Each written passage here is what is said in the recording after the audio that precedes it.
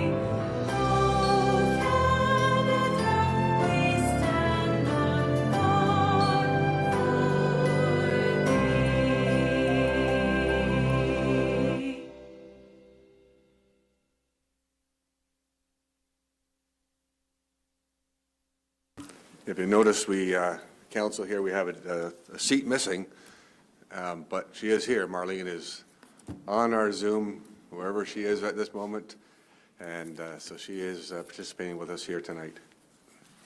Any declaration of pecuniary interest? And Mr. Clerk, please remind me when I forget that Marlene's up there, and if Marlene puts her hand up or something, let me know. First item up is confirmation of minutes. Resolution here by Councillor Woodham, second by Councillor Reid, that the minutes of the Township of Mapleton Council meeting held on January 28th, 2025 be confirmed as circulated in the agenda. Any questions or comments? All in favor?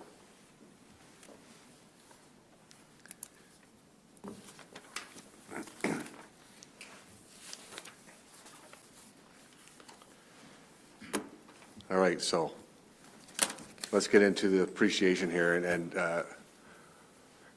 for the community, when it comes to our fire department, we cannot thank our volunteer firefighters enough for what they do in our community, for the years of service that they put in, for the amount of work they have to put in to just become a volunteer firefighter and to maintain that status to be a volunteer firefighter. And there's a lot of people in the community who don't realize to be a volunteer firefighter, you have to take the courses of a regular full-time firefighter and keep up. And that takes a lot of weekends away from family. And when you're called out in the middle of 3 o'clock in the morning or 2 o'clock in the afternoon, that's a lot to ask. And these folks stand up and do it year in, year out. And we are so proud of them for volunteering for the Township of Mapleton. And we have two right now that we're going to recognize, and that's Daryl and Tom. And I'll start with Daryl. Daryl Broadhaker joined the former Drayton Fire Department in June of 1989. Geez, Daryl, that's a long time ago. He climbed through the ranks of the department until being hired as deputy chief in 2015. Daryl always had the respect of the firefighters at the station. He was always the first person to be there to help with any event around the community, and he made sure everyone knew what was upcoming and that there was a lot of help for each event. On any incident, Daryl would be a calm leader who guided the department through anything they would face. In the past year, transitioning to the new partnership, which we know was not easy, Daryl was a champion for the cause and worked with his station to adapt to the new leadership. It was through his guidance that the partnership was able to flourish from the beginning and be as strong as it is today. Daryl, on behalf of the township, not just council, but all the residents, thank you for your years of service to this community and Mapleton Fire Rescue.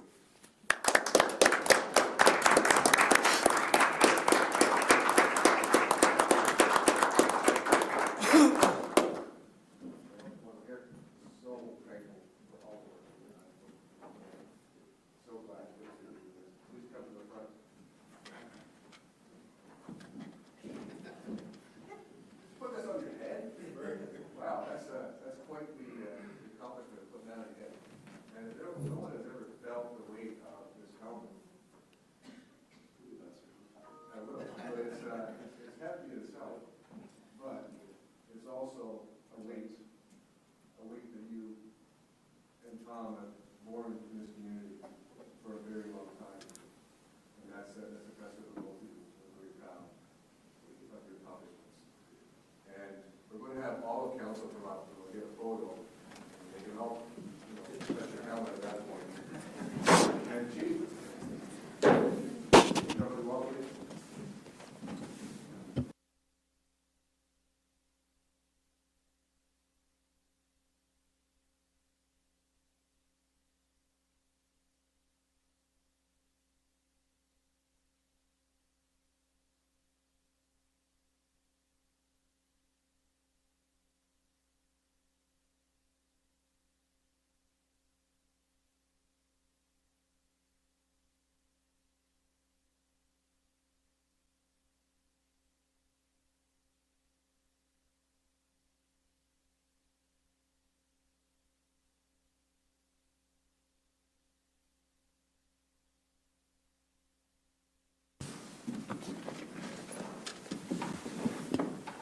And of course, I left my glasses over there.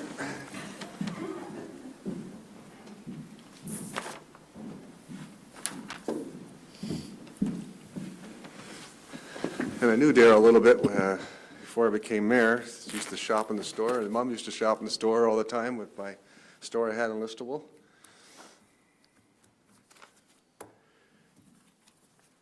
Next, we have Tom Wood.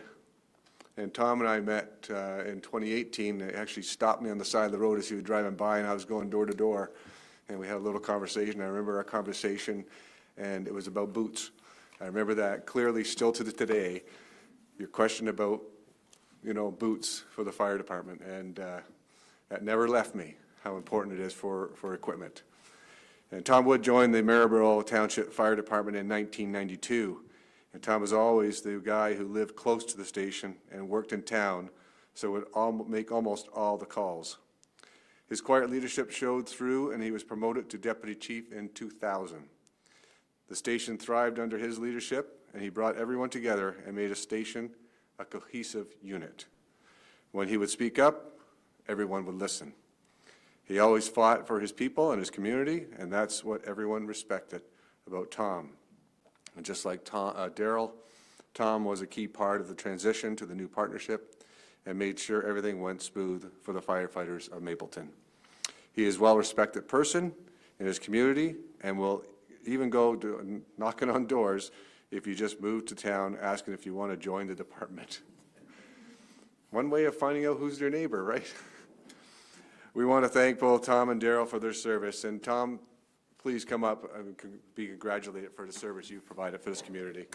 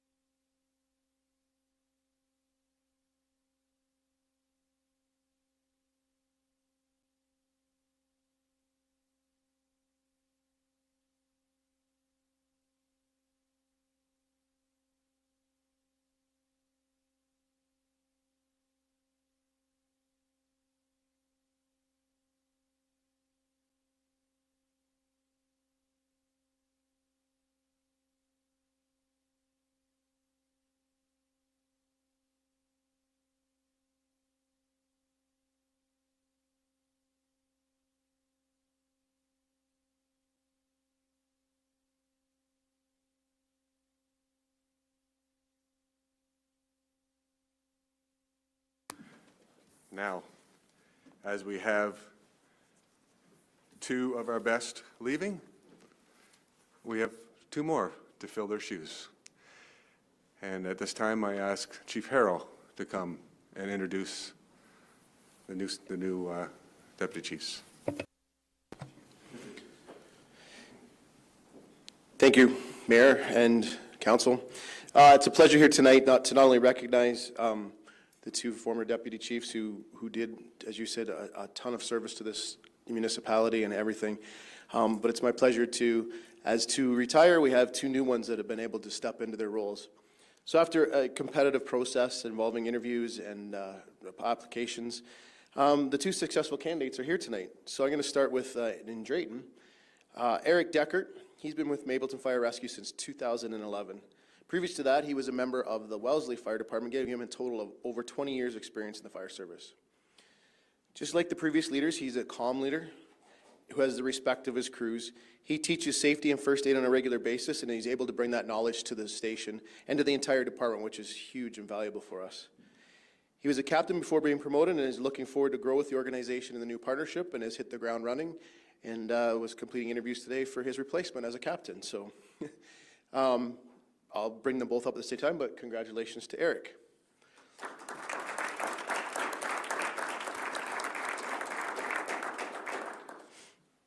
The other candidate that we hired to become the district chief in Moorfield is Jeremy Moore. And Jeremy Moore has been with Mapleton Fire Rescue since 2000, giving him 25 years of dedicated service to our department. I think he started when he was 12, so it's pretty good. He served as a captain for many years, and he was ready to take the next step. He has the quiet leadership as well and is respected around the station and is a good fit to take up where Tom left off. Jeremy is the same, as a very quiet leader, and when he speaks up, everybody listens. And I think it's a fantastic fit from where Tom left things to Jeremy carrying it on. He knows when to step in and fix an issue, and he knows how to empower his firefighters to work any issues out. So we look forward to working with Jeremy and to Eric, and the sky's the limit for Mapleton Fire Rescue, so we're really excited with that. So congratulations to Jeremy.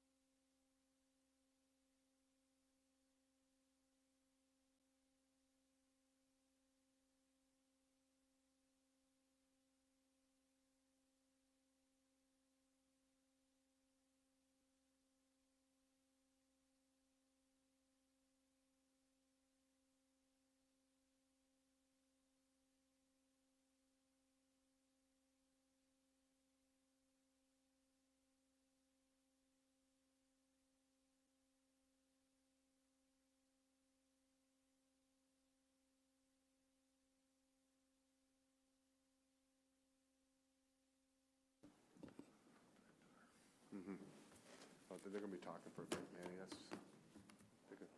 Yeah.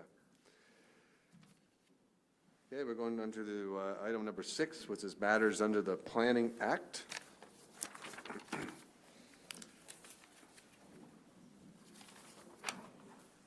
This is a public meeting under the Planning Act to hear comments from the public and agencies and give consideration to application ZBA 2024-19 for proposed zoning bylaw amendment.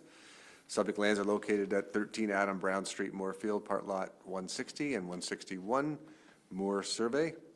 Purpose and effect is to amend the zoning to permit a semi-detached duplex dwelling, a fourplex, on the parcel. The land is currently zoned single-family residential, RC1. The amendment proposes to place the lands in an R2 and include reductions in the minimum frontage, lot area, lot coverage, and parking location. We'll now hear from the clerk for statutory requirements. Mr. Clerk. Thank you, sir. Staff can confirm that property owners, Mapleton staff, and agencies were provided with the required notice. Comment summary is included in the planning report. Proper on-site postings were completed. Comments were received from Source Water Protection and the County of Wellington Planning Department. In addition, and not in the agenda package, was 2 letters and emails from neighbors. I'll read them out for the record. There was an email dated February 10th from Michelle and John Faber at 13 Adam Brown Street. It has been distributed to council, but it's not in the agenda. And the Fabers say, we live at 16 Adam Brown Street, and my husband owns 14 Adam Brown. We are not very happy to hear that the owner of 13 Adam Brown would like to build a fourplex. This will have a huge impact on our daily lives. The increase in traffic will be a problem for all of us. If each unit has 2 cars, where are they going to park? We have no street parking in the winter, and the street is not wide enough to have it lined with cars all the time. It will become an issue for all of us, accessing our own driveways. This is a quiet neighborhood, and we would like it to remain that way. This is a lot zoned single-family residential. Please leave it that way. Thank you for your time. Michelle and John Faber. And a second letter received. I'll read it out to you. It's a bit lengthy. To whom it may concern, I'm writing today to voice my concerns over the proposed zoning change to 13 Adam Brown Street, Moorfield. This property is currently and has been for decades Zone R1C, which is meant to support low-density residential units only. The proposed zoning change to R2 to allow a fourplex to be built on the property is going to directly impact the quality of our neighborhood and will directly impact the enjoyment we currently have of our property. R1C uses allow for 1 single detached residential unit with a maximum of 40% lot coverage and provides that 50% of the front yard minimum be maintained as a landscaped area. Currently, this lot with that many residential units cannot be supported and still follow the township's building code. According to the township's code, even an R2 zoning will require a lot size of 6,997 square feet, and the current lot size is only 5,025 square feet. The current lot will not support parking and space for 4 families to live there without it directly impacting our home along with all of our neighbors. Parking will become a major concern due to the fact that our road is not wide enough for cars to park on the side of the road, and there is no street parking in the winter. Cars will be then blocking driveways and access to our properties. The addition of a fourplex will have a direct impact on traffic and street congestion and may cause issues for pedestrians or pose safety hazards to the surrounding neighborhood. According to the township's own building code, section 6.27, it states that no building or structure shall be erected or used in any zone unless facilities for off-street parking with a minimum of 8.8 feet width and minimum 18 feet length. How will the builder provide this space for 4 dwelling units? What was once a quiet residential street will become a parking lot with a lot of angry neighbors. We have major concerns regarding where these proposed dwellings will store their garbage, as if it is visible to our yard, it will be a nuisance and attract further wildlife to the neighborhood. This will have a direct impact on the environment surrounding our home. Exterior lighting will disturb our backyard and limit our enjoyment of our space. These homes will overlook existing properties and overshadow our yards. We are also concerned that there will be a lack of privacy in our once quiet yard if the potential for 4 families to live next door. The noise level for 4 additional families in such close proximity to our yard will be definitely noticeable. Our current neighborhood is filled with single residential homes, and we would like to preserve the character and appearance of our neighborhood. Visually, this home will not fit with the current homes in the area, as many of them are historical homes that have been in our town for many, many years. Our neighborhood presents as a place for families to live, relax, and enjoy their outdoor space, and adding a fourplex will directly impact the impression people will have of the neighborhood. As seen further down the road where a duplex has been built, the style and aesthetics look at the neighborhood is now being changed and not for the better.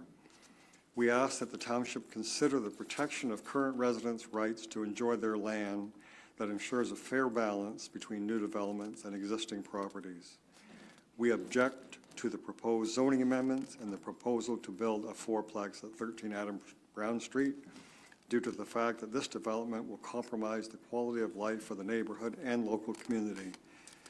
We request the township notify us in writing of any further information regarding this property. Sincerely, Jeremy and Karen Moore.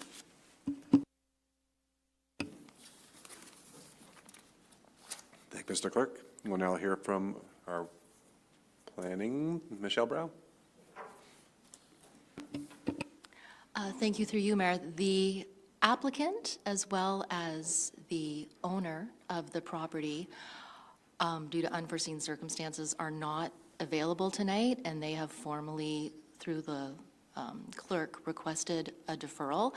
They have also been informed, though the decision for that ultimately rests with council, should you wish to continue with the public meeting and hear if there is anyone else here who would like to share their information. Otherwise, the option is to defer, although there is not a recommendation or zoning bylaw or draft bylaw on the agenda for tonight. It was truly only going to be meant to be a public meeting to take into for council's consideration.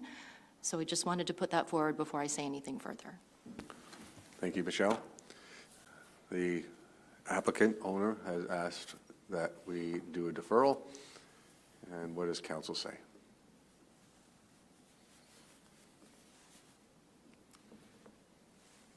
Councilor Wood. Thank you, through you, Mayor Davidson. Just a question then, if we were to defer, I know that we have some people in the audience that perhaps would like to speak to this. Would we be able to facilitate a partial and then, or is it better just to defer? I guess that's my question, if we're allowed to do that. And the only thing I would say to that, and I'll pass it off to Michelle, when people of the public speak, it's usually the owner applicant gets to answer any of those questions, but they're not here to do that, so that makes it a little more difficult as well.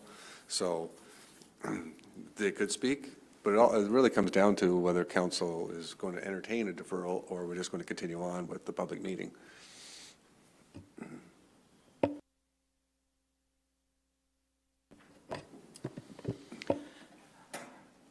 I'm fine to carry on with the public meeting, just respecting everyone's time. It's on the agenda. It's a shame that the applicant or their representative couldn't make it, but I think if we're respecting everyone's time, including ours, it's on the agenda. I think we can hear we've got some feedback already. I'd love to hear the rest, including the planner's comments. Thank you. Through you, Mayor, I think also in the same way that it'd be good to hear the people who are here today or came out and hear what they have to say. Okay. Given that direction, Michelle, we'll continue on. Thank you, and again, for other unfortunate and unforeseen circumstances, our planner, regularly scheduled planner, is not able to be here as well this evening. But before you is, as was already announced for everyone, and truly, You're absolutely correct, Mayor. The only thing you're going to miss out on is the opportunity for the applicant to respond immediately. But whatever questions or concerns are gathered will then, just as they would be normally, we will get that information and it will go back then into responses into the report as well as a recommendation. Because there isn't one here this evening, I can let you know that the applicant and owner have been made aware of everything that would or potentially have come forward. We've also had discussions to let them know that from a planning perspective, we also have some similar concerns around what is being proposed, and mainly due to the parking, because the only legal parking is what you can see in the designs that have been provided to you, which is inside the garage. And with 4 units, there's nowhere else, and so technically there's only 2 parking spaces for 4 units, so it doesn't meet that. So unless there was some other sort of workaround, we also share that concern. I will say, though, that we are certainly open to the idea of a duplex, right? There's a bit more leeway that way, and you can provide enough parking. So we also share those similar concerns that have been voiced. So truly, we were looking to have the community as well as council's concerns or issues brought forward so that we can address them. Thank you. Are there any comments from those in attendance? If so, please indicate so and state your name and address for the record. We'll first hear in those in support of the zoning amendment. Is there anyone here wishing to speak in support? Anyone here wishing to speak in opposition to this? Please stand to the microphone and hit the red button.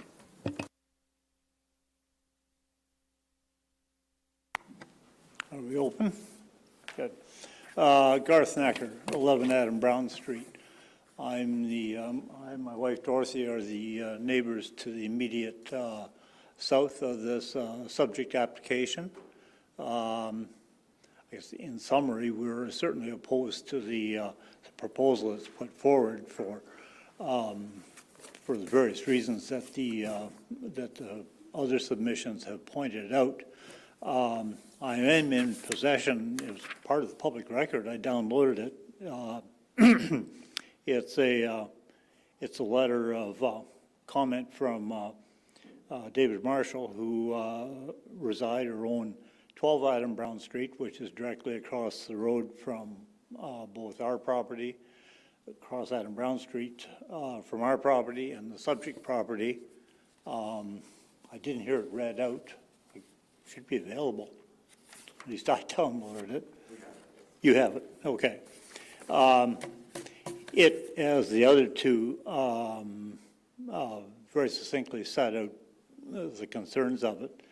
That lot is zoned R1, as is our property, Jeremy Moore's and all the other surrounding ones, and have been for quite some time. So we recognize that there was always going to be the prospect of an additional residential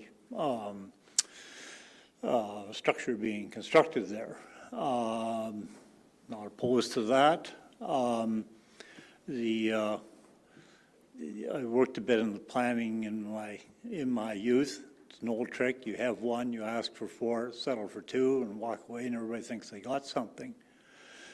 I'm also aware of the provincial policy statements that ask for densification.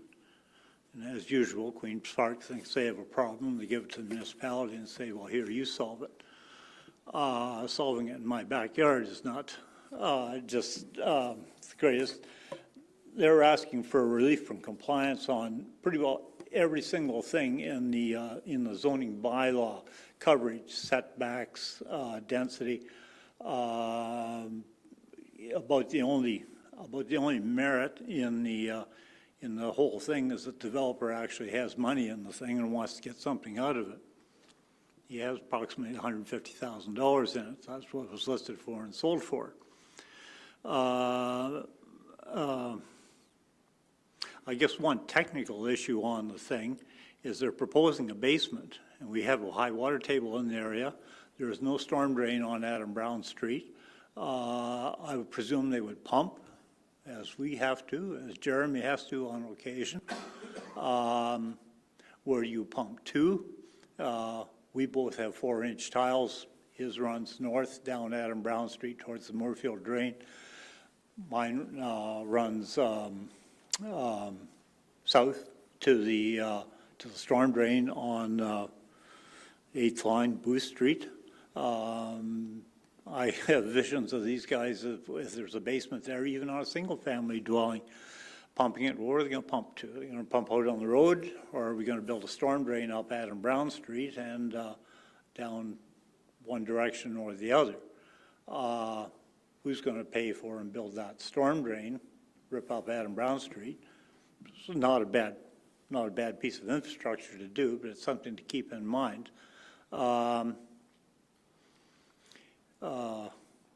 It did cross my mind that if a fourplex on this postage stamp is a good idea, then my immediate adjacent lot, which is 2.5 times bigger and already provides 4 parking spots off the street, would be another good candidate for a fourplex.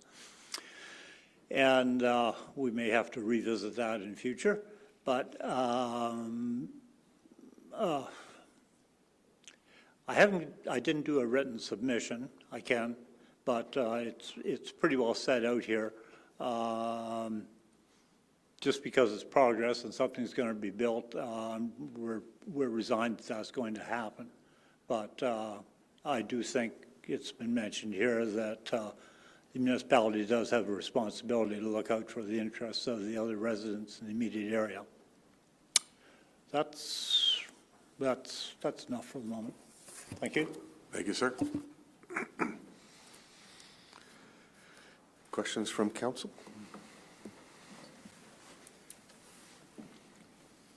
Not seeing any. Unless Marlene's got a question. Marlene, you got a question? Okay. I see a hand kind of, and looking for the buttons. I'm just, can you hear me? Yep. Okay. Looking at the diagram, I see the red line seems to encroach on the neighboring building. Is that just an inaccurate rendering of the red line, or is that some sort of property line issue that is incorrect? Michelle? Thank you, Councillor Ottens, through you, Mayor Davidson. It's the GIS mapping, that it's not meant to be a survey. Almost all lines are slightly off. It's just for discussion purposes only. Thank you. Sorry, sir.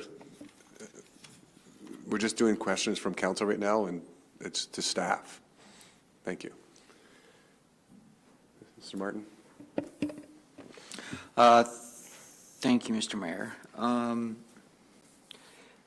We clearly want to have some, more diversified housing types in the township. And, we talked about growth earlier in the meeting before this meeting. And, how everyone wants growth. But it's not uncontrolled growth, right? It needs to be measured growth where we want it and how it's appropriate for the community. And with all due respect to Adam Brown Street, it's barely a street. It's almost a lane, right? Like it's a pretty narrow street. It's part of OG Moorfield, right? Like it's small. It doesn't have, it's not your, typical suburban street that you might imagine in like a subdivision or something, right? So while you would expect some natural reluctance at times from the neighbors when you're talking about infill, in this case, it feels quite extreme. And, Jeremy, and, you've talked about the types of housing on that street, the neighborhood clearly expects some sort of development at some point, but I think it needs to be, appropriate for the neighborhood. And I don't know whether a semi-detached home meets the R1C dwelling, or whether that needs to be just a single family. Is that a question to Michelle? The question is, does a semi-detached home meet the parameters of an R1C zoning, or would the zoning need to change for that anyway?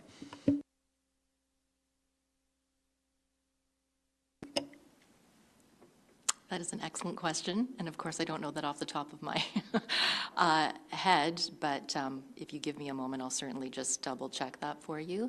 But again, just remembering that for zoning, it is truly about the use on the property and all those other finer details of whatever anybody chooses to build on there. It's up to them to bring that to us to determine if it can work or makes sense for the community. So if you are okay to give me that, but I do believe that it's only meant for single detached, and we would still want to change the zoning, but I will confirm that within a minute. Well, and we're going over to Councillor Woodham. Thank you, Mayor Davidson. It would be a question to our planning manager, Michelle Brown, then. I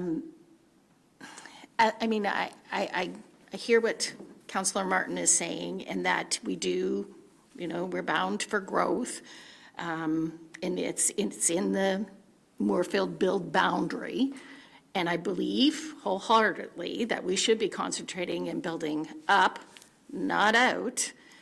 But when you drive down Adams Street and you look at that lot, I'm sorry, common sense kind of shows you that it wouldn't, I can't see how 4 cars could be, I can't see how you'd have access to the side.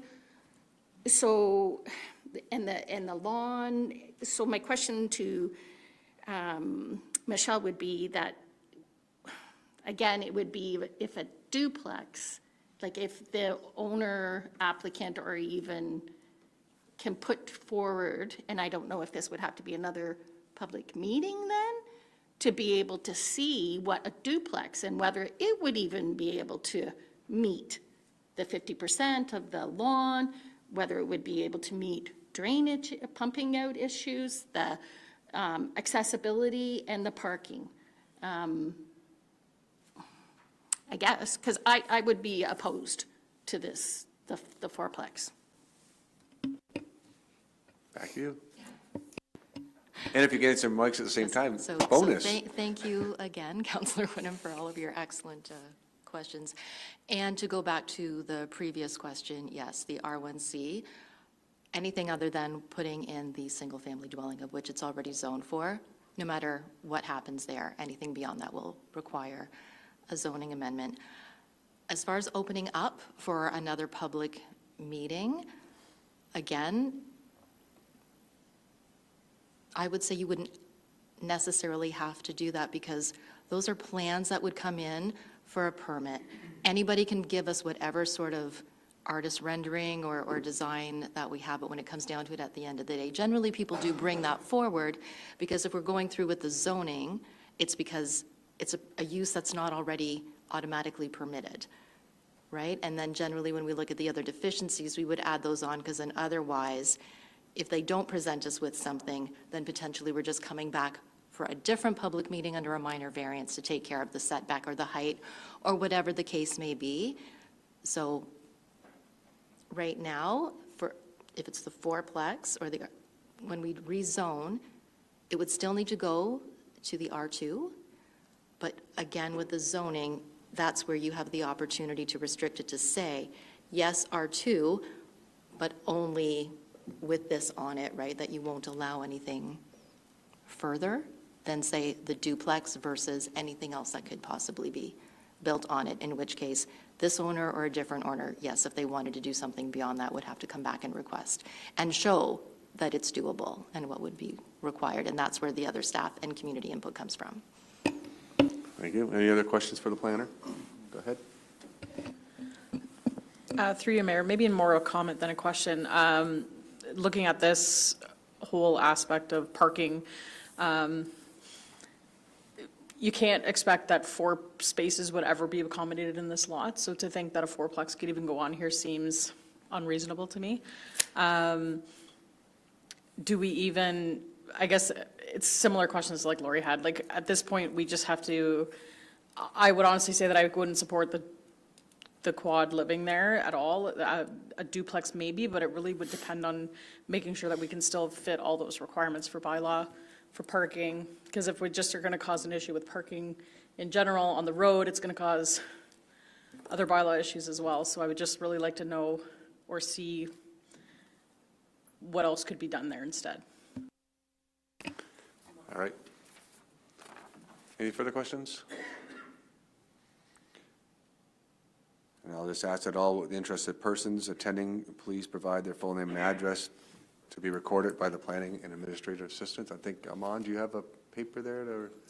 Oh, Maggie does? Okay, so Maggie will take your name and addresses down. This public meeting is now concluded. Thank you for attending.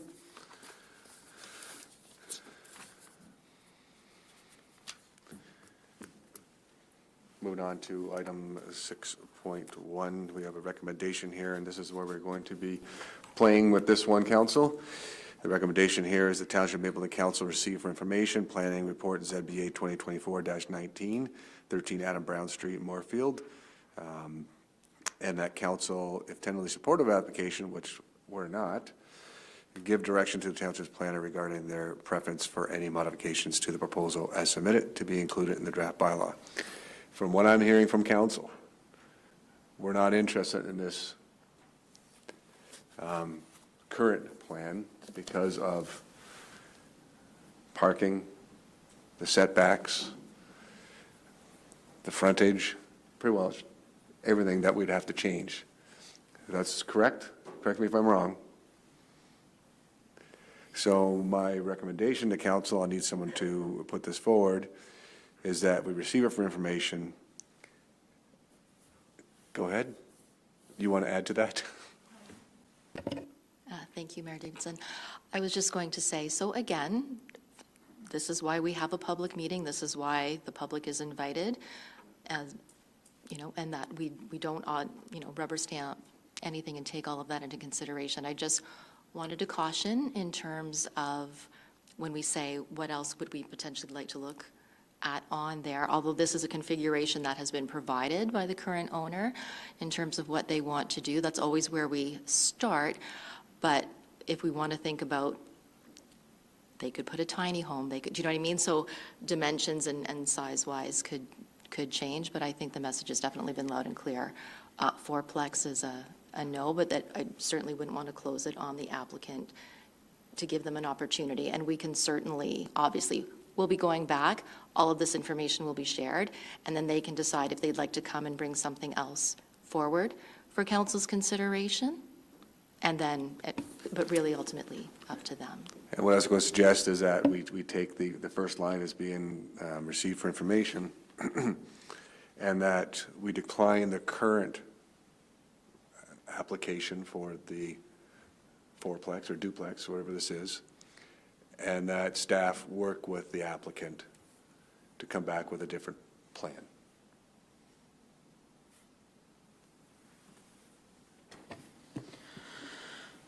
Yeah, respectfully, I think I'd just like to, you know, to see the R1C zoning maintained, right? So, and if anything outside of that, I'm not particularly interested in, so it might be an exercise in futility to have the applicant keep coming back with different R2 zone applications, right? A tiny home would fit on an R1C, I suppose, if it's a single-family dwelling, so they wouldn't need another public meeting for that. It's allowed, right? So I'd be comfortable just maintaining the zoning as it is. Go ahead, Council Woodham. Thank you. Through you, Mayor Davidson, just a comment. I would support what Councillor Martin says, also maintaining it in RC1. Okay. Councilor Ottens? No comments? Councilor Reed? Okay. So receive for information, council decline the application as it's submitted, and that the R1 zoning be maintained for any further, R1C, sorry. The R1C be maintained on this property. Is that what we're talking about here, council?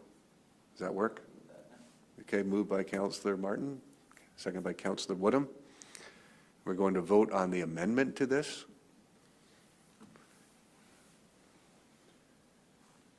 Do we need to read the amendment again, or are we good? We're good? So all in favor of the amendment to the resolution? Okay, so the resolution now amended, and now we'll vote on the resolution as a whole. All in favor on the resolution as a whole, as we just did? That's carried. Michelle, we have, everything you need then for this? Just making sure before we move on, because I don't want to have to come back. Would you just mind repeating it in its entirety now, please? Mr. Clerk has it written down here, and you can read it off. I do have it written down, and it's also on the being recorded, so we can make sure it's perfect in the morning. But it's basically, and that council decline the application as submitted, and that the R1 zoning be maintained on this property.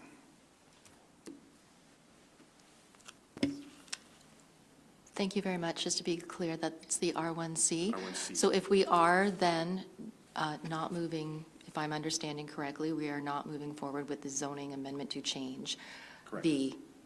So with that, a notice will need to go out for the decision, which needs to also include your reasoning. I need a reason to be included in that as well. Go ahead. It would be that it does not meet any of the guidelines. I'll get you the, section 4.4.61, policy section 8.32.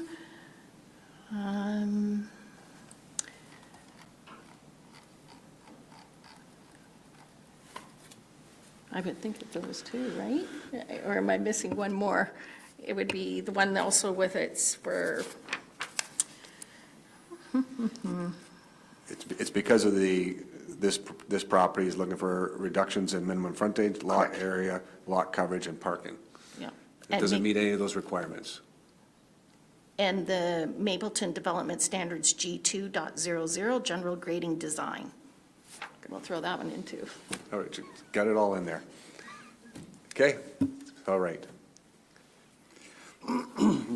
That one's done. No delegations arising from matters. Go into item 6. That's going to change that one there. Item 8.1. And item 8.1 is Joint Fire Services Oversight Committee draft minutes. Are we speaking to the draft minutes, Chief?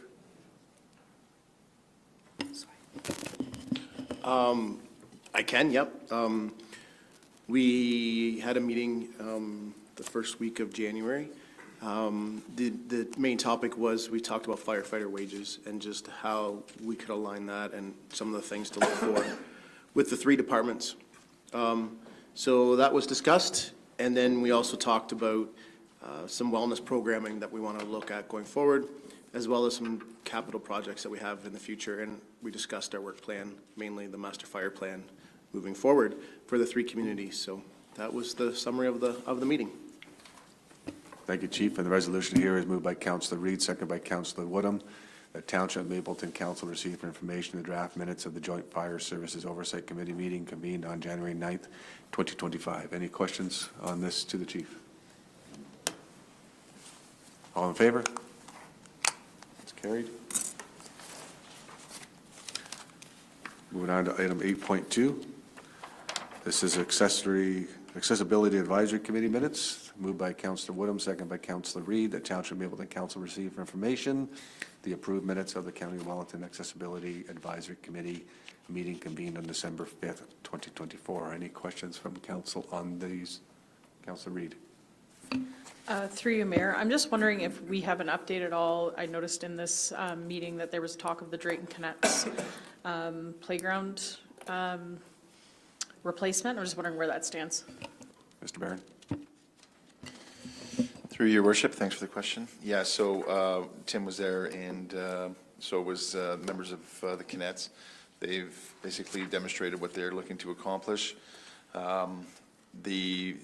hasn't been another meeting after that, so I do believe that they will be supportive. And in fact, I think we're also trying to work, finance is working with county to try to get some funding via funding mechanisms.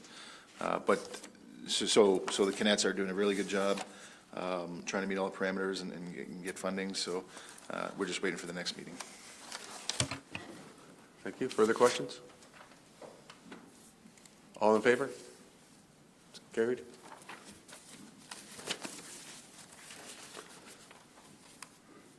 Nine point one, as we have here is the application-based funding program.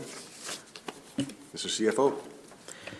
Thank you, Mayor Davidson. This report's just simply provided for information purposes to members of council and the public. Just thought it would be important to shed some light on the efforts that are being put forth by the township to secure funding through a number of programs, and I guess the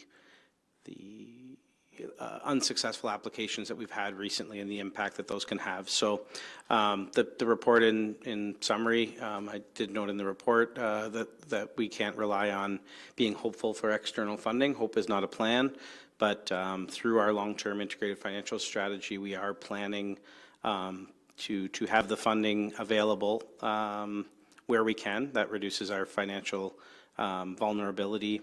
But having said that, external funding programs can increase our financial sustainability and flexibility. Those are all key pillars of our long-term integrated financial strategy. So this report outlines 4 specific programs, each of which we were unsuccessful in our applications towards over the past few years.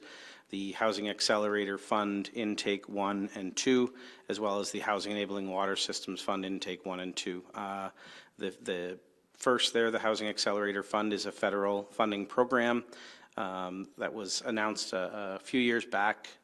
2 successive applications were submitted to that program, seeking funding to assist the municipality in funding some of our critical underground infrastructure, as well as enabling us to support housing growth within the community.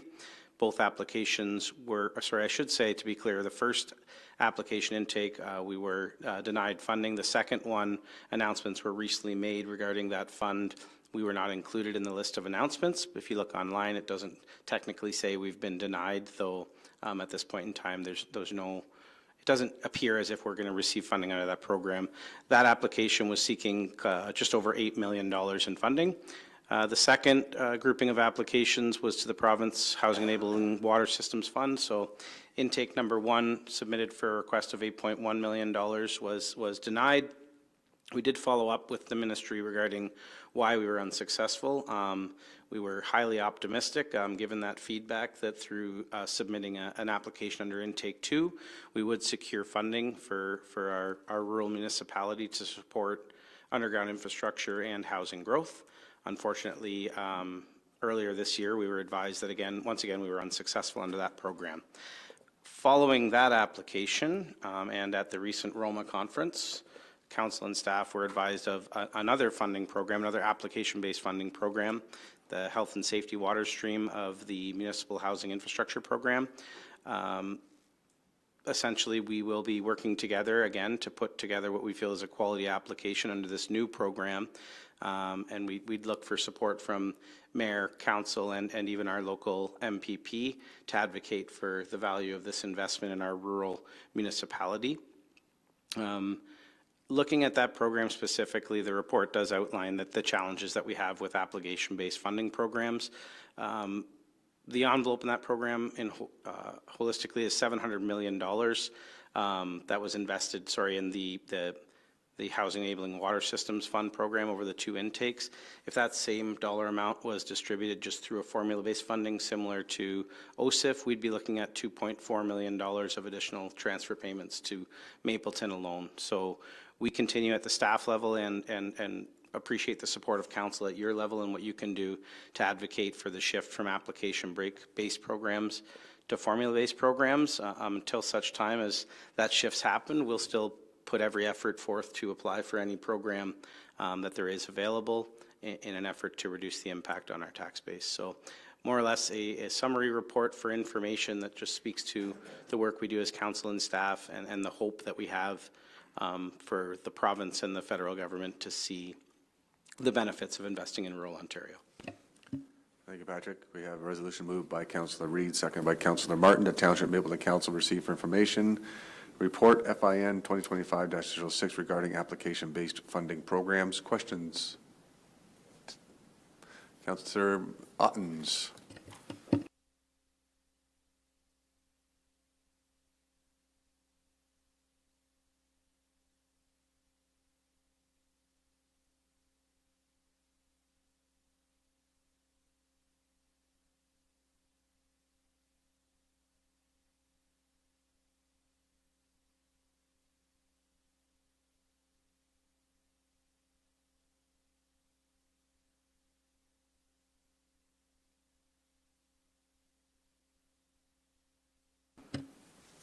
Through you, Mayor Davidson, I would say the timeliness of the recent funding announcements didn't surprise us, that the federal government would announce the half funding intake 2 allocations, and the province would announce the housing enabling water systems funding applications immediately before provincial and the upcoming federal election yet to be announced. As for future programs, the recently announced programs, we can't predict if and when decisions will be made. I would be thinking, from my perspective, that they announced this most recent program with a pretty quick turnaround for when the applications are due, probably in the efforts to get that funding out to municipalities that might have been missed within Housing Enabling Water Systems Fund number 1 and 2. That being said, we can't guarantee whether announcement would be made during the election process or immediately following the outcomes of the provincial election. So just as the report says, though, we continue to monitor any available opportunity. We're going to apply. It's not really in our control as to when the decisions are made. But again, we do not create our budgets or long-term financial plans assuming that we're going to get application-based funding. Those plans only include formula-based funding, so any application-based funding would get updated in future budgets and forecasts. Further questions?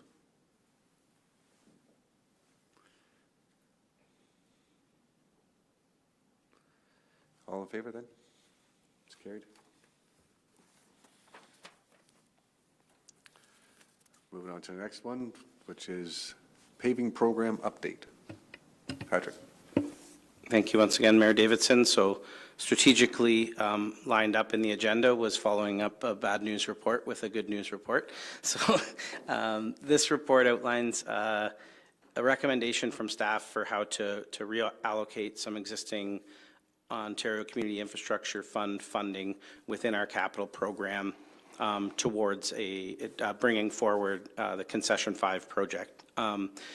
As the report outlines, we were successful in obtaining funding through the Housing Enabling Core Services Fund.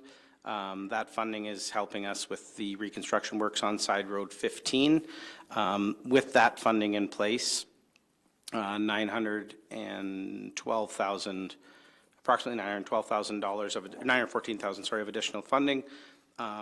That freed up the capacity within OSIF funding that would no longer be required on this project. So working with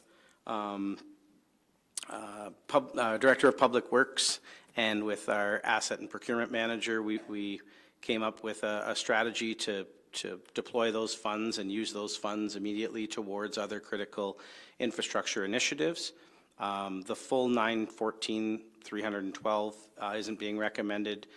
Essentially, we reduced the use of reserve funds on Side Road 15, and what's left over is $810,247. This report seeks approval from Council for us to shift that funding towards Concession 5. The Concession 5 project, it outlines in the report, and I would ask either Aman or Jamie if they need to speak to the merits of why we would move this project forward.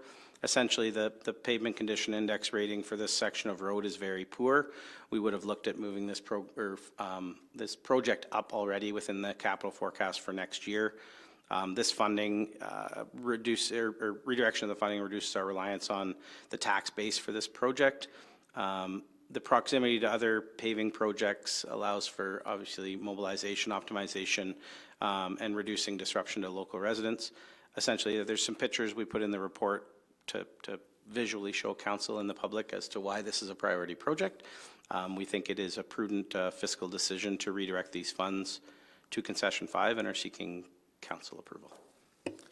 The resolution here is moved by Councillor Reid, second by Councillor Woodham, that Township Mapleton Council receive for information report FIN 2025-07 regarding the inclusion of concession 5 in the 2025 road construction and rehabilitation program, and that council approve the reallocation of $810,247 in OSIP funding within the 2025 capital program from Side Road 15 projects to concession 5 project. Questions? Councillor Woodham. Thank you, Mayor Davidson. I think probably to the Director of Public Works. I can see why you chose this, because when you're looking at, you're doing the Holland Little Street and then the other one down further, so it would be all in the same way. And as the CFO mentioned, that it would allow an asphalt company, then I'm hoping to come out and quote for all 3, because then they'd be in the area. I guess there's 2 questions. First one would be, can we also go 2 side roads over and do 15 at the same time in that scope? Because then it's kind of close. And the second question, when I looked it up in our budget, which I love, again, Mr. Kelly, when it shows in 2033, it was scheduled 1.87. So do you think the $810,247 will cover it? Go to you, Jamie. Thank you, Mayor Davis and council. So I guess a question back is, what piece of Side Road 15? I think we're covering almost all of it that hasn't been done in that area. So I'm just curious what, from where to where on 15? We're doing, The one that we received the funding from, and then we're doing all this, the concession 5 and Holland. Concession 5, Holland, and right to concession 6. So those 3 jobs, I'd imagine we could probably quote together and to see if we can get a really good rate with asphalt. But then if we just went to, it's only like 2 over would be the one that we got the grant money from, right? yeah, go ahead. Like Dobbin. Sorry, through you, Mayor Davidson, to the councillor, we got the grant funding for all 3 sections of Side Road 15 that were in the budget. So that's Side Road 15 from County Road 8 to concession 12, concession 5 to Holland, and Holland to concession 6. So all 3 of those projects we already had in the budget for 2025. We received funding for them. So we reduced the amount that we need of our own funds or of OSIF funding for those and shift that to do concession 5. You can add to that. Through you, Mayor Davidson, that's correct. So all of 15 is being done, and then we're just going to add concession 5 along with concession 6 and Side Road 16 out here. So we're going to do it all. So there won't be any pieces of Side Road 15 missed. There's a small piece from Wellington 8 south that was already done, so it doesn't need to be done, but everything else is going to be completed. And then through you, Mayor, unless you wanted to, sorry, the second part of your question was out in 2033, whenever it was, 2033, we had estimated the cost of concession 5 to be approximately $1.09 million, and you're asking if we can get that done within this allocation of 810. I'll let Jamie speak to the pricing on that, but the assumption that we have, which we think is a fairly solid one, is through the volume that we're doing, the mobilization costs being already in the area. Jamie has indicated there's no doubt from his crew that with the total allotment that we have right now of 2.8, almost 2.9 million for all of those works inclusively, there shouldn't be an issue getting that done. I don't know if there's nothing to add. Yeah, through you, Mayor Davidson. So that was the idea when we put together that plan, is we were lumping everything for mobilization and to get the quantities. And the higher the quantities, as CFO said, that's going to bring the price down. Last year, because we did this type of program, we ended up getting asphalt at $81 a ton, right, which is kind of unheard of. And the quantities weren't even going to be near this, so we're expecting to come in, like last year, quite a bit under budget would be our hope. And we've also, concession 5, as in the report, we've already done all the infrastructure replacement, lining culverts, replacing the guide rail. So that's already all done. It's just adding gravel, pulverizing, adding gravel and paving. So I'm really hopeful it'll be another year like last year where we can really bring in some savings with those quantities and grouping everything. Thank you. Mr. Martin? Thank you, Mr. Mayor. Through you to Director Morgan, 2 quick questions. The only, I think you alluded to it already, but the only piece of Side Road 15 between concession 8 and concession 6 isn't being done. It feels a lot smoother than the rest of that road. Is it safe to assume that that's been done recently, before the rest, or after the rest of that stuff was done? And then secondly, I think we did a culvert down by the Holland Road that you spill your coffee on now if you're driving over it. It's got a pretty dip. Is that something that gets repaired as part of this job as well? Yeah, through you, Mayor Davison. So that piece was done. They also did that concrete structure just south of Wellington Road 8, so that was all done, and that was paved almost right to concession 6. So all that was already completed. I forget what year, maybe 5-6 years ago. So that was all done, and that dip that we replaced the culvert, that was another thing I want to speak to is I'm having a little bit of a struggle getting some permits to replace the culvert just south of concession 6. I sent another email out today, so that we need to replace that culvert and get the Conservation Authority permit. So that's what I've been kind of going back and forth with the CA, like I need this permit, I need to get it ordered. So that culvert that you're speaking of, that's just a patch pave that we did ourselves to get us through, because we always do culverts the year before. Unfortunately, I couldn't get my approvals through on this other culvert by concession 6, so the job is slated to start, as I told the Conservation Authority and the engineers, May 1st. As soon as half load, we're going to replace that, which still gives us a few months because you don't want to pave immediately. That's a little bit of a hiccup in the program, but it needs to be done. So all the culverts will be done on that road also, and the ditching. Yeah. Thank you. Further questions from council? And thank you for adding the photographs to there. Seeing that alligator cracking on there is very important to look at how badly that road actually is, and it's just going to continue to deteriorate if we don't do something quickly. So thank you for that information. If there's no other further questions, all in favor? That's carried.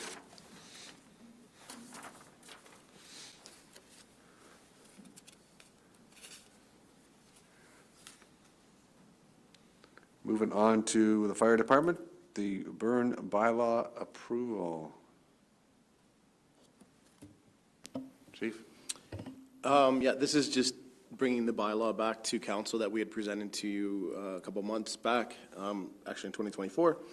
It's just bringing the bylaw back. There was no changes to it. There was no input from councils, any of the 3 councils. Everybody was satisfied with it. So we're just bringing it back for adoption. Thank you, Chief. Resolution 9.2.1, moved by Councilor Reed, second by Councilor Martin, that the Council of the Corporation of Township of Mapleton receive report FIR 2025-002 for information, and further that Council consider the adoption of the bylaw for the open air burning for the Township of Mapleton. Open it up for questions. Seeing no questions, all in favor? It's carried. So easy for you, Chief. Yeah, I know it is. We're going next to the year in review for the fire department, Chief. Yes, and I get our teams here, management team here, so I'm going to get to pass this one off to Khalees and Marco to present. So Khalees will start you through it.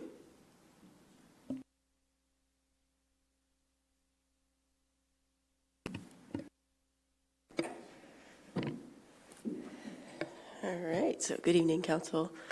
I'm going to look at the PowerPoint on my phone, so I'm not playing games, just in case you're wondering. So, in terms of our annual report, this is just a bunch of statistics about what we accomplished. Who do I talk to for the next slide? Is that you guys? Do I point to you guys? Okay. Okay, so we're just starting off with our just typical our mission and vision statements. So I'm not going to read them, but that's kind of what we're striving to accomplish. So first and second, next slide. And next slide. Thank you. So overview of our annual report. I'm just going to go through some call statistics, division statistics, major projects that were accomplished, and what we're hoping to accomplish in 2025. Next slide, sorry. Moving along to the statistics. Next slide. So what I like to do is kind of just bring perspective from all three departments when completing the annual report, because you guys have a chunk of the partnership, and I think it's important to discuss what we've accomplished as a whole, because typically with incident response, there's always one or two departments there. So it's nice for context to see what the other departments are up to as well. So together in 2024, our team completed 854 incidents. Some of the big percentages, we had 19% MVC, so this is an average over across the three departments. An average of 27% medical, 19% fires, is that right? Or other, 19% other, and 28% MVC. Fires were at 5%. The top cause of fires across the three municipalities were wood-burning stoves. We had 4 incidents, and small cooking appliance, which were 2 incidents, things like air fryers or deep fryers, things like that. Next slide, please. Mapleton did roughly 162 incidents in 2024, and the top causes of fire in Mapleton are wood-burning stoves, chimneys, small cooking appliances, and power lines. So that just means that there's 1 incident about that, and the rest of the incidents we either didn't investigate or was undetermined in terms of cause. So across all of the 3 municipalities, the data isn't definitive because we don't really do enough fires to specifically say what cause is, but this is what we came up with for Mapleton. So you guys, again, heavy on MVCs and medical. And in terms of response time, 82% of your incidents are meeting a response time of 12 minutes with an effective crew of 4. So next slide, please. The next slide just is a 4-year comparison of incidents, and in terms of projections, our population is growing, and so are the number of incidents we will be attending. So the projection for the next few years is growth. Next slide, please. Minto, in terms of incidents, did 255. Top causes in Minto included clothes dryer, lighters, air fryer, mechanicals, smoking, space heaters, and stove. Again, heavy on the MVCs and medical in terms of Minto. Next slide. This is just the 4-year comparison for Minto. Again, statistics all trend the same, so Minto's looking to increase in the future as well. And Wellington North seems to be the top earner with 437 incidents, and their top cause are also wood-burning stoves, and electrical. And again, Wellington North has a lot of medical and MVCs, just like the other 2. Next slide. 4-year comparison for Wellington North is as such, and again, projected to grow. So all 3 municipalities are projected to have an increase in incidents moving forward. In terms of division statistics, so our training department, which facilitates all of the practices, courses, and other events that we have in regards to training, total training sessions that we completed was 182. Mapleton had 49 regular training sessions, which are your regular fire practices, and we held 1 multi-station practice between Drayton, Moorfield, and Palmerston in the fall, and so totaling 50. Minto had 69 regular training sessions, 5 multi-station practices for 74, and Wellington North, we did 55 regular training, 3 multi-station for a total of 58. Other training that was hosted throughout the year was a pump ops course. We do lots of first responder, first aid, and CPR. We had electric vehicles and trained the trainer AutoX, and we hosted Resilient Minds, which is a course about mental health and learning to cope with the trauma that you experience, and all of our management team took an effective command instructor course. And that's training. And those are just some images from multi-station practices. Next slide, please. In terms of human resources, Mapleton added 3 new recruits in 2024 and 6 new starting January 1st, 2025. Wellington North added 11 in 2024 and 9 new starting 2025. And Minto added 7 new in 2024 and did not hire in 2025. In terms of promotions across the board, this year was a hiring year for captains. We have 2 new captains in Minto, 2 new training officers, 4 new captains, and 2 new district chiefs in Mapleton. 3 new captains, 1 new district chief in Wellington North. The fire department has an array of committees that run in order to support our operations. So we completed 9 chief meetings across the departments, 11 officer meetings, 3 public education meetings, 21 health and safety meetings, and 4 training officer meetings. And again, that's just us bringing all 3 departments, together to meet about those topics. Fire prevention brought us 80 total inspections. Mapleton has 10, Wellington North 30, and Minto 40. And then we did complaints, which, knock on wood, not too many. So Mapleton had 12, Wellington North 13, and Minto 15. Our major equipment purchases for 2024 was all 3 departments had new SCBA air packs and bottles. And then with that came new air fill stations.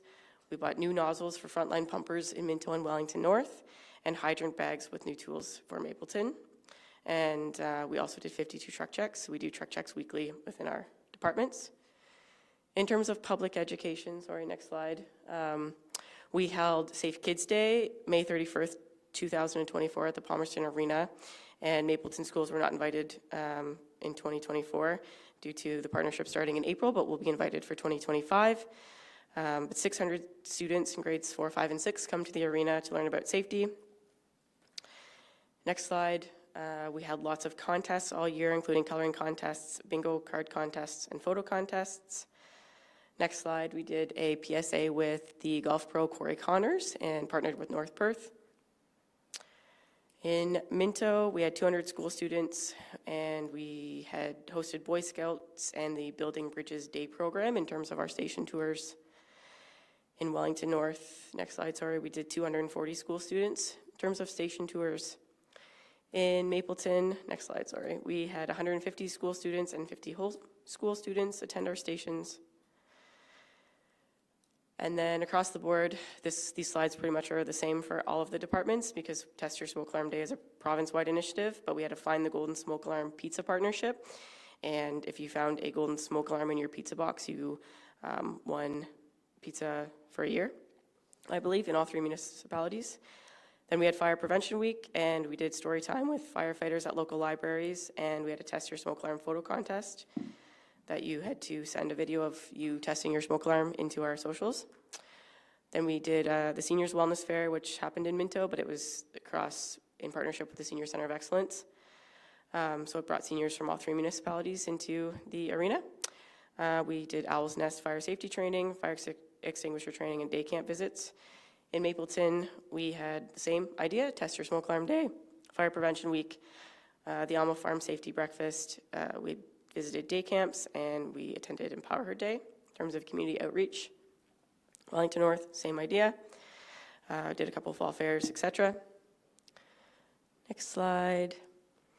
In terms of communications, these are just some numbers across the board in terms of what we reach on social media, so I'm not going to go over them in grave detail, but right now in terms of communications, we are on Facebook, Instagram, and X, or Twitter, if that's what you know it by. And we have seen lots of engagement across all 3 municipalities and increase in terms of statistics across all 3 municipalities. The most popular content in Minto mostly was about our firefighters and what they do in the community, and the unfortunate loss of one of our favorite captains, Dean Wick. And in Mapleton, next slide, the popular content was active incident updates, the retirement of our district chiefs, and the different events happening within the community, and Wellington North was much the same. They were interested in upcoming events. Next slide, please. Next slide. So in terms of major projects that were completed in 2024, we completed risk assessments for both Minto and Wellington North, and Mapleton, we have reviewed their risk assessment, but you guys had it completed previous by a company. We completed a central inventory repository, so we took inventory across all 3 departments and centralized it and kind of leaned it out so that we aren't carrying lots of inventory. We did lots of hiring, as everyone could see in the previous slides. We aligned some of our budgets to ensure that our spending is sustainable. And this was the super fun one, but we aligned policy in all 3 departments so that rules are applied the same across the 3 departments. So the next slide, please. Moving forward in 2025, we're hoping to complete a master fire plan document across the 3 departments. Right now, Mapleton has their own master fire plan, so we will be taking some of the recommendations from it and incorporating it into a larger document that provides direction for all 3 services. We hope to bring back to you a 25-year truck plan for your perusal in terms of the trucks we would like to purchase in the next few years. We plan on and have started to launch 5 new wellness initiatives across our 3 departments, including cancer prevention programs. We'd like to do an analysis of our response protocols and our GIS data and do a drive time analysis to ensure that our closest stations are responding to the incidents. So previous, when kind of borders weren't open, potentially the first and second station within that municipality was responding even if there was a border station closer. We essentially would like to eliminate borders and make sure that the response time is as fast as it can be, ensuring that the closest stations are responding. We would like to do more policy alignment. I'd like to do that. The other 2 are not as keen on policies. And we are introducing some assurance programs to make sure that all of our commanders are on the same page across 3 departments. So that is all. Thank you, Khalees. Some people like policy and most of us don't. That is true. I'm glad you like it so much. Yeah. My daughter does as well. I don't get it. Resolution 9.2.2, moved by Councillor Woodham, second by Councillor Martin, that Township Mapleton Council receive for information Fire Department Report FIR 2025-003 regarding 2024 year in review. Questions from council or comments? Nothing? All right. Great review. Gonna make it easy for Covered it me. all. Easy. Thank you. All in favor? That's carried.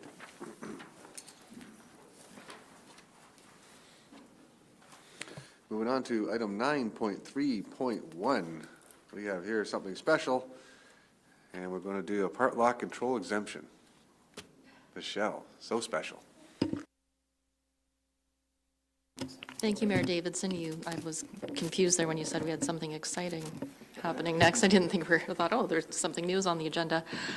But we haven't had a part lock control in an awfully long time, but they're pretty standard. We really just make up a part of the application, and part lock control is open only for applications that have already had a public meeting where clear intent has been made. So ultimately, this is a portion of what was an approved subdivision, but these specific 5 lots are having semi-detached units put on them. So ultimately, 10 units or parcels of land are being divided into 10. So essentially, we will pass the bylaw, or sorry, council hopefully will pass the bylaw, which then we will put together the remainder of the application to send off to the county for its final approval, and then we will register it on title. Resolution moved by Councillor Martin, second by Councillor Reid, the Township of Mapleton Council receive for information Planning and Development Managers Report PND 2025-001 dated February 11th, 2025 regarding the part lock control exemption application for 2022590 Ontario Limited and consider for adoption the draft bylaw. And that council authorizes the Planning and Development Manager to complete this and submit the application to the County of Wellington for final approval. Questions from council?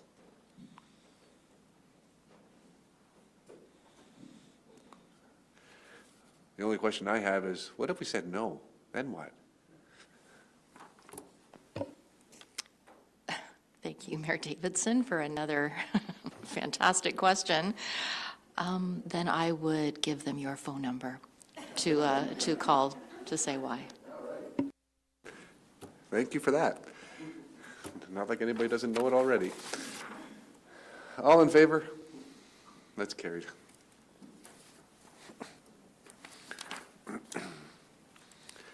Item 10.2. We got the resolution here moved by Councillor Martin, second by Councillor Woodham, that bylaws numbered 2025-008 and 2025-009 be hereby read a first, second, and third time and finally passed the 11th day of February 2025. Any questions on those two bylaws? Seeing none? What? Sorry? Are you asking a question?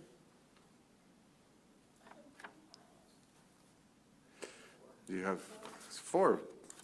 Okay. Okay, let me scrap that one and start over. Bylaws are 25-008, 25-009, 25-010, and 25-011 to be here ready first, second, third time, and finally passed 11th day of February 2025. That's better. All right. Good. Thanks, Councillor Woodham. Good catch. Any questions and comments? All in favor? That's carried. To figure that one out. Okay.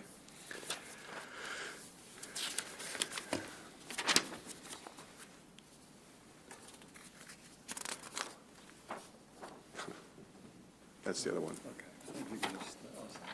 Okay. I found the other one, Councillor Woodham. It was the next page. All right.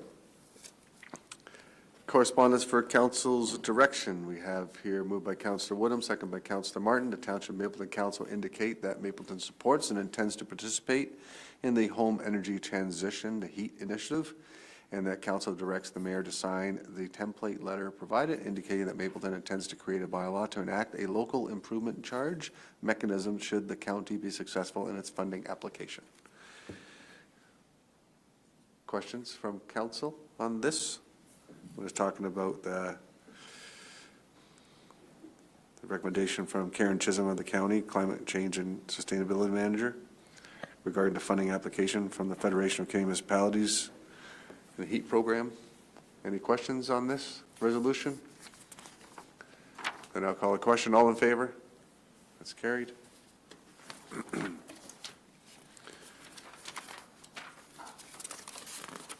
Nothing in, we have 3 items there in item 12. Any comments or questions from council on those 3? Councillor Reid. I just wanted to speak to 12.1 and thank you, through your mayor, for the advocacy you had at County Council for Mapleton. It's, my advocacy was very little compared to the work from our staff. Michelle Brown did a whole lot of work to put information in the hands of the county councilors, and I want to thank Michelle for that. It was very helpful when I went to talk to them that they had this other information, and it helped us move that along. So thank you, staff, and thank you, Michelle, specifically for that. Anything else? Councilor Martin. Thank you, Mr. Mayor. I would echo what Amanda just told you. I think it's hardly fair that 3 sentences on letterhead like this don't really reflect the amount of work and time and energy that went into this particular initiative. So thank you as well. Anything further? Thank you, Mike. All right. Any notices of motion today? Item number 15, we go to other business. Councilor Martin. Thank you, Mr. Mayor. Probably a question for the CAO, I think. Don't write this down. So there's a saying that says, you know, who needs enemies when you have friends like these? What are we doing, if anything, to review our products, services, buying local, buying Canadian? You know, geopolitics are a thing.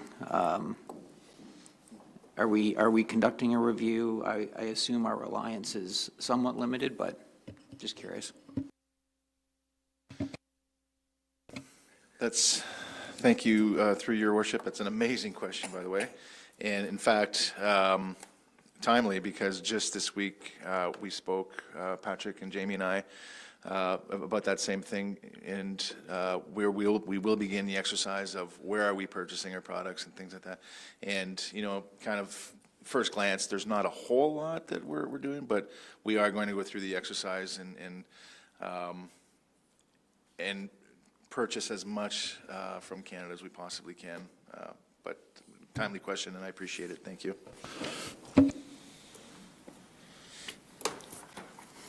Local first, Ontario next, Canada, and then the rest of the world if we have to.